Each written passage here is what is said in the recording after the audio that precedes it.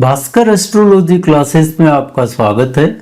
साथियों, अभी शारदीय नवरात्र समाप्त हुए हैं और उसके पूर्व श्राद्ध पक्ष समाप्त हुआ है।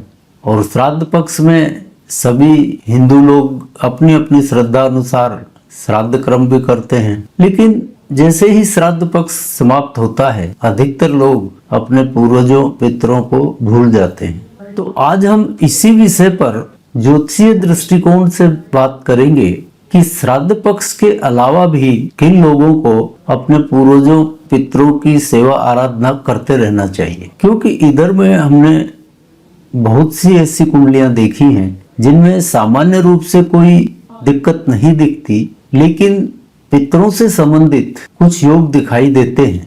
और वो ऐसे योग नहीं है कि सूर्य राहु साथ हैं या इस तरह से पितृदोष बता दिया, वो नहीं है, कुछ विशेष है। और इस समस्या का समाधान भी पितरों की सेवा आराधना से ही हुआ है। तो पितरों की कृपा होना बहुत आवश्यक है। यदि पितरों का आशीर्वाद नहीं हो तो मुख्यतः काम धंधे से संबंधित परेशानियां आती हैं, पुत्र संतान होने में दिक्कत रहती है।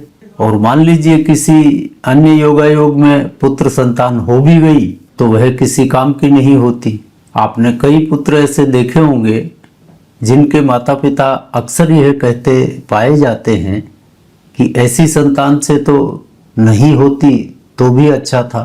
यानी वो अपने माता पिता के लिए जी का जंजाल ही साबित होते हैं, क्योंकि ऐसी संतान अपने माता पिता की सेवा, उनकी देखभाल करने की बजाय उनको ही टोंच टोंच कर खाते रहते हैं। कार्य रोजगार में भी अनचाही दिक्कतों का सामना करना पड़ता है। और इसके अलावा एक मुख्य रूप से घर में रोग बीमारियों का होना।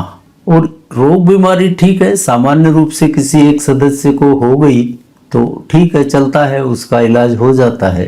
लेकिन अक्सर कई बार ऐसी स्थितियां आती हैं कि घर का एक सदस्य ठीक हुआ नहीं कि दूसरा बीमार पड़ गया। यानी घर में कोई ना कोई सदस्य चारपाई पर पड़ा ही रहता है। और यह सब होता है पितरों की वजह से। तो आज हम बात करेंगे हर लग्न के अनुसार कि ऐसी समस्याएं किन लोगों को आ सकती हैं। अब सबसे पहले हम बात करते हैं मेष लग्न की। तो मेष लग्न में ध्यान रखिए, यदि राहु की दशा अंतर्दशा चल रही हो अथवा जिन जातकों का जन्म आश्लेषा, ज्येष्ठा या रेवती नक्षत्र में हुआ हो, यानी बुध जिनका नक्षत्र स्वामी हो, तो ऐसे लोगों को अपने पितरों की सेवा पूजा आराधना अवश्य करनी चाहिए। और इसकी वजह से आपके रोजगार, संतान और बीमारी, इन सब की दिक्कतें आपको नहीं होंगी। ऐसे ही वृष लग्न वाले यदि शुक्र की दशा अंतर्दशा से गुजर रहे हों या जिनका जन्म पुष्य, अनुराधा या उत्तरा भाद्रपद नक्षत्र में हुआ हो, यानी शनि जिनका नक्षत्र स्वामी हो, तो ऐसे जातकों को भी हर हाल में अपने पूर्वजों पितरों की सेवा करनी चाहिए। और यही एकमात्र उपाय है रोजगार, धन, संतान, बीमारी, इन कष्टों से छुटकारा पाने के लिए। और आपकी सभी समस्याएं इसी से दूर होंगी। अब बात करें मिथुन लग्न की, तो मिथुन लग्न वालों को यदि मंगल की दशा अंतर्दशा चल रही हो तो उनको नियमित रूप से अपने पितरों की सेवा पूजा आराधना अवश्य करनी चाहिए। और विशेषकर मिथुन लग्न वाले वो जातक जिनका मंगल द्वितीय भाव यानी कर्क राशि में बैठा हुआ हो या चतुर्थ भाव यानी कन्या राशि में बैठा हुआ हो, इन लोगों के लिए पितरों की सेवा करना बहुत अनिवार्य है। इनकी समस्याओं का समाधान इसी से होगा।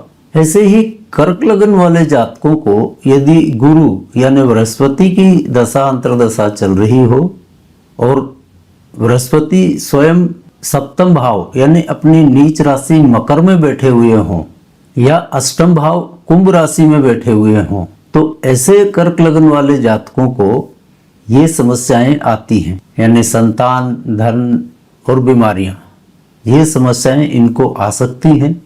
तो इनको भी अपने पितरों की सेवा पूजा अवश्य करनी चाहिए।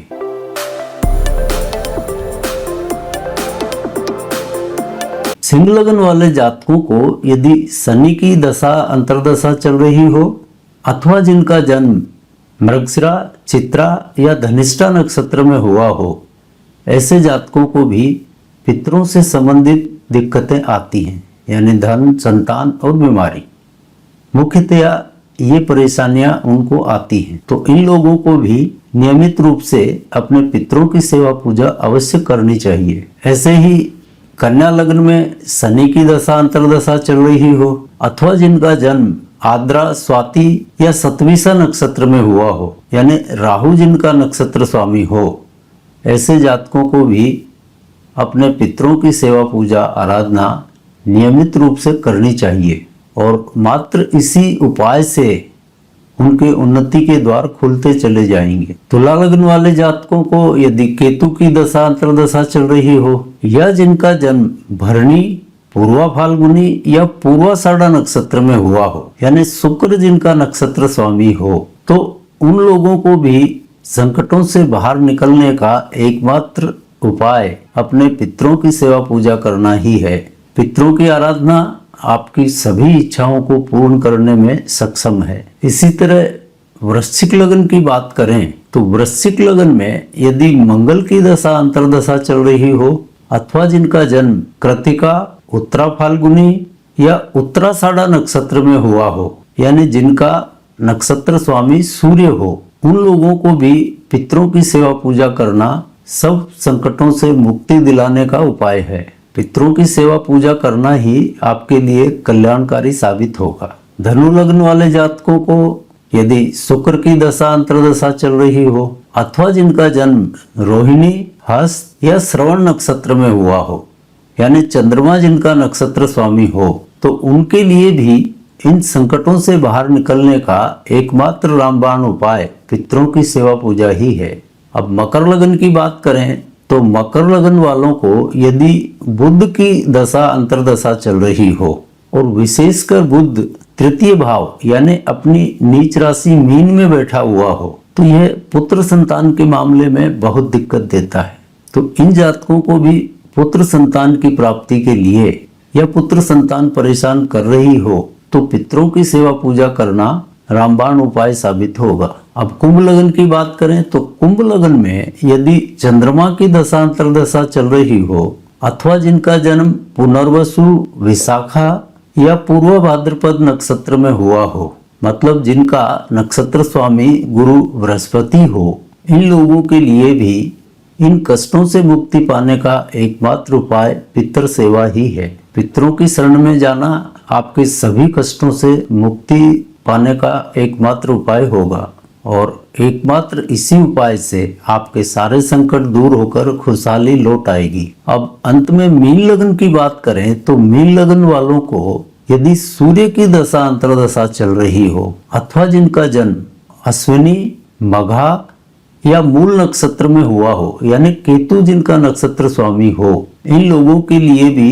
इन कष्टों से मुक्ति पाने का एकमात्र उपाय पितृ सेवा ही है। इन सब कष्टों से मुक्ति पाने के लिए पितरों की आराधना करना सर्वोत्तम उपाय रहेगा। अब यहाँ तक तो हमने बात की कि किन लोगों को यानी कुंडली के कौन से योग हैं जिनके लिए पितरों की वजह से यह समस्याएं शुरू होती हैं। अब रूटीन रूप से जो पितृदोष बता दिया जाता है हम उसकी बात नहीं कर रहे हैं। हमने जो अनुभव किया है कुंडलियां देखकर आपको वही स्थितियां बताई हैं कि ऐसे योग वाले जातकों को पितरों से संबंधित ऐसी समस्याएं हो सकती हैं। तो अब सवाल उठता है कि पितरों की सेवा पूजा कैसे की जाए। तो देखिए, पितर यानी हमारे पूर्वज जिनकी वजह से आज हमारा यहाँ पर अस्तित्व है, उनको आपसे धन दौलत तो नहीं ही चाहिए। कोई महंगे महंगे भोज या दान देने से भी वो प्रसन्न नहीं होंगे। कोई बहुत बड़ी पूजा, पितृदोष पूजा वगैरह भी आप करवा लेंगे, इससे उनको कुछ भी नहीं फर्क पड़ेगा। हम श्राद्ध पक्ष में श्राद्ध करते हैं, मतलब श्रद्धा, और पितृ हमारी श्रद्धा के ही भूखे हैं। उनको प्यास श्रद्धा की ही है। उनको आपसे श्रद्धा चाहिए और कुछ नहीं चाहिए। वो हमारे जन्मदाता हैं, हमारा पालन पोषण उन्होंने किया है, अपना सर्वस्व देकर, अपना पेट काट कर हमको पढ़ाया लिखाया है, इस लायक बनाया है। तो यह तो जाहिर सी बात है कि उनको किसी धन या बड़ी पूजा सेवा की आवश्यकता नहीं है। उनको हमसे आदर सत्कार और श्रद्धा चाहिए, और इतनी अपेक्षा तो वो कर ही सकते हैं, सामान्य सी बात है, और आपको वही करना है। तो इसके लिए कोई बड़ी पितृदोष पूजा वगैरह करवाने की आवश्यकता नहीं है। सामान्य रूप से अपने पूर्वजों की तस्वीर घर की किसी दक्षिण दिशा की दीवार पर रखिए। और यहाँ मैं टांगने की बात नहीं कर रहा हूँ कि आपने तस्वीर ली, उसको फ्रेम करवाया और एक कील गाड़ कर उस पर टांग दी। ऐसा मत करिए। वहाँ पर कोई पटिया लगवा लीजिए, या उस दिशा में कोई शोकेस वगैरह हो तो वहाँ पर एक स्वच्छ कपड़े पर उस तस्वीर को रख दीजिए, टांगिए मत। और यह स्थान बेडरूम में भी नहीं होना चाहिए, इस बात का ध्यान रखिए। बेडरूम में नहीं रखना है। अब आपसे रोज हो सके तो एक शुद्ध गाय के घी का दीपक उनके तस्वीर के सामने जलाकर हाथ जोड़कर अपनी प्रार्थना कीजिए, बस आपका काम हो गया। और यदि आप रोजाना भी नहीं कर सकते हो तो कम से कम अमावस के दिन तो यह कर्म अवश्य करें। उस स्थान को साफ करें, तस्वीर को पोंछें, गाय के घी का एक दीपक वहां पर जला दें और अपनी प्रार्थना उनके सामने किया करें। किंतु आजकल इसमें भी समस्या है, और यह भी एक प्रैक्टिकल समस्या है। बड़े शहरों में अक्सर एक ही कमरा होता है, वहीं सोना बैठना सब कुछ होता है। तो ऐसे लोग क्या करें, क्योंकि बेडरूम में तो तस्वीर लगाना नहीं है और उनके पास एक ही कमरा है। तो ऐसे लोगों को प्रतिदिन हो सके तो प्रतिदिन, अगर प्रतिदिन नहीं हो सके तो अमावस के दिन कहीं आसपास कोई पीपल का पेड़ हो तो उसके तने के पास जाकर एक दीपक जला दें पितरों के निमित्त, और वहां पर अपनी प्रार्थना करें, अपनी श्रद्धा व्यक्त करें। और रोजाना आपसे नहीं हो सकता हो तो यह काम भी आप अमावस की अमावस तो कम से कम अवश्य किया करें। आपकी समस्याएं दूर होने लगेंगी।